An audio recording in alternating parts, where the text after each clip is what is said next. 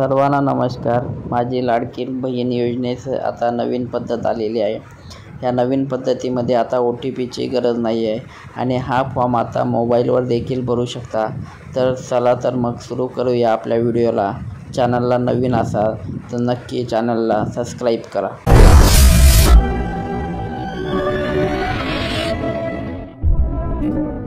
सुरुवातीला Google Chrome open करा।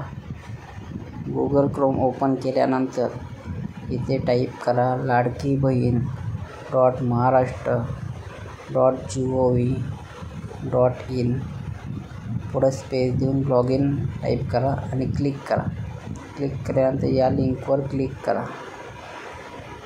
असा पेज ओपन होईल। जर आपले अकाउंट ऑलरेडी असेल तर इथे मोबाईल नंबर टाका, पासवर्ड टाका, कॅप्चर टाका आणि लॉग इन बटनवर क्लिक करा। पण अकाउंट नसेल तर इथे क्रिएट अकाउंट या ऑप्शनवर आपल्याला क्लिक करावं लागेल आणि नवीन अकाउंट तयार करावं लागेल। सुरुवातीला आपण नवीन अकाउंट तयार करूया। यामध्ये फुल नेम ॲज पर आधार म्हणजे आधार कार्डनुसार आपला नाव टाकायचं आहे।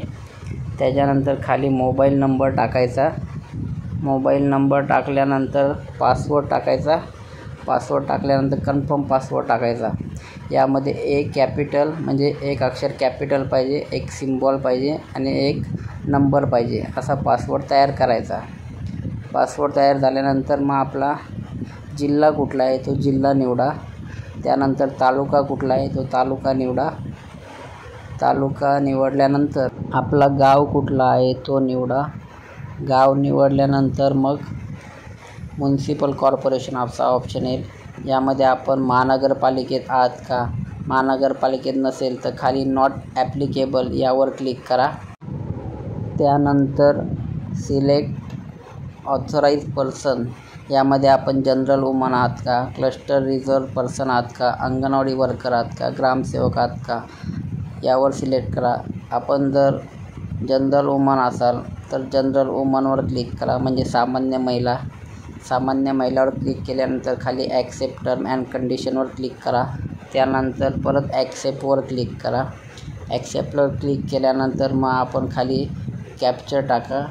कॅप्चरमध्ये हे जे अंक आहेत आता 01937 हे टाकून झाल्यानंतर बाजूला साइन अप या बटनवर क्लिक करा।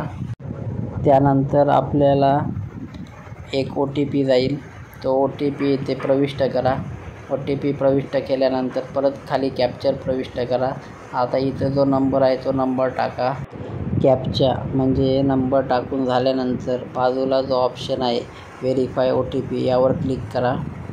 व्हेरीफाय OTP यावर क्लिक केल्यानंतर आपला अकाउंट तयार झालेला आहे। आता अकाउंट तयार झाल्याचा मेसेज आलेला लॉग इन सक्सेसफुली। आता इथं मोबाईल नंबर आणि पासवर्ड टाका आणि खाली कॅप्चा म्हणजे हा नंबर टाका। नंबर टाकल्यानंतर मग आपण लॉग इन या बटनवर क्लिक करा। लॉग इन या बटनवर क्लिक केल्यानंतर असा लॉग इन पेज ओपन होईल। उजव्या हाताला जे 3 डॉट आहेत त्यावर क्लिक करून डेस्कटॉप साईटवर क्लिक करा। डेस्कटॉप साईटवर क्लिक केल्यानंतर परत 3 डॉटवर क्लिक करा। मुख्यमंत्री माझी लाडकी बहीण योजनेचा अर्ज यावर क्लिक करा। आता आपण ज्याचा फॉर्म भरणार आहोत त्याचा आधार कार्ड नंबर इथं प्रविष्ट करा। आधार कार्ड नंबर टाकल्यानंतर खाली कॅप्चा म्हणजे जो हा अंक आहे ते अंक प्रविष्ट करा आणि त्यानंतर व्हॅलिड आधार यावर क्लिक करा। व्हॅलिड आधार यावर क्लिक केल्यानंतर आपल्याला पुढे असा पेज ओपन झाल्याचा दिसेल। यामध्ये आपण आता माहिती भरूया। यामध्ये महिलेचा आधार कार्ड प्रमाणे नाव सिलेक्ट करा। त्यानंतर तिचं लग्न झालं असेल तर इथे पतीचं नाव येईल, लग्न झालं नसेल तर वडिलांचं नाव टाका। त्यानंतर महिलेचे लग्नापूर्वीचे नाव काय ते नाव टाका।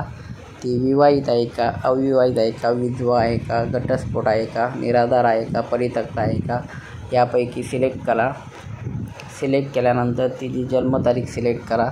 तर जन्मतारीख सिलेक्ट करूया। यामध्ये पहिले वर्ष सिलेक्ट करा। वर्ष सिलेक्ट केल्यानंतर तिचा महिना सिलेक्ट करा। महिना सिलेक्ट केल्यानंतर मग डेट सिलेक्ट करा। अशा प्रकारे जन्मतारीख सिलेक्ट केल्यानंतर आपण महाराष्ट्रातील जन्माला आले आहात का, तर हो यावर क्लिक करा. त्यानंतर अर्जदाराचा सध्याचा पत्ता आणि इतर माहिती भरा. यामध्ये अर्जदाराचा संपूर्ण पत्ता टाका. त्यानंतर जिल्हा टाका. जिल्ह्यानंतर तालुका सिलेक्ट करा. तालुका सिलेक्ट केल्यानं आपण महानगरपालिकेत आहात का ते सिलेक्ट करा.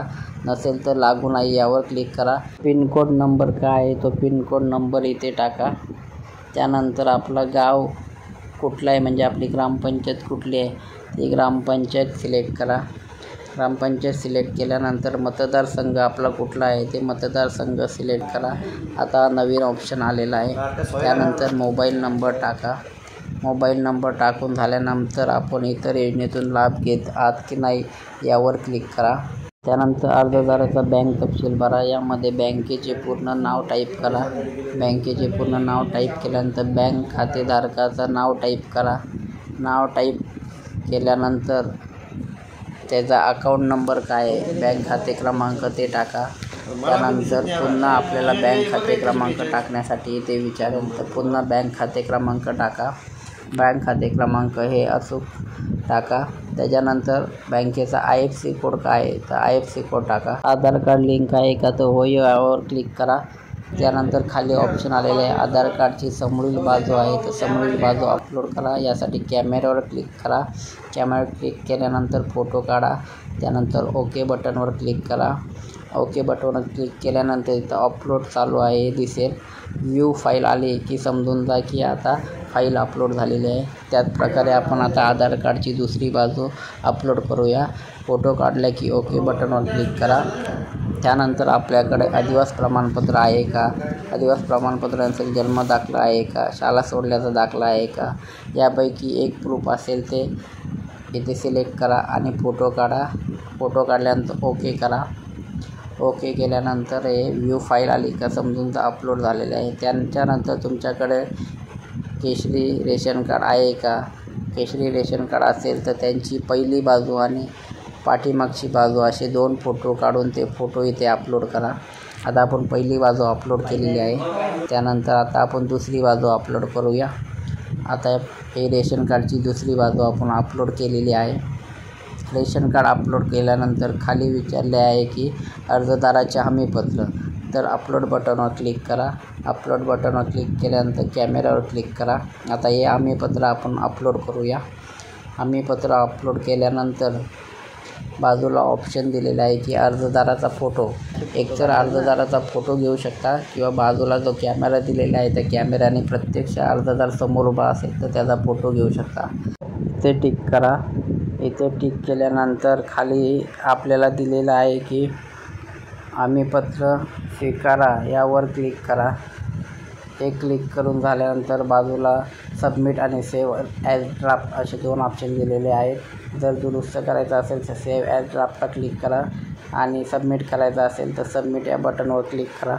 सबमिट बटनवर क्लिक केल्यानंतर आपण आता अर्जदाराची जी माहिती भरलेली आहे ती सर्व माहिती इथं ओपन झालेली दिसेल.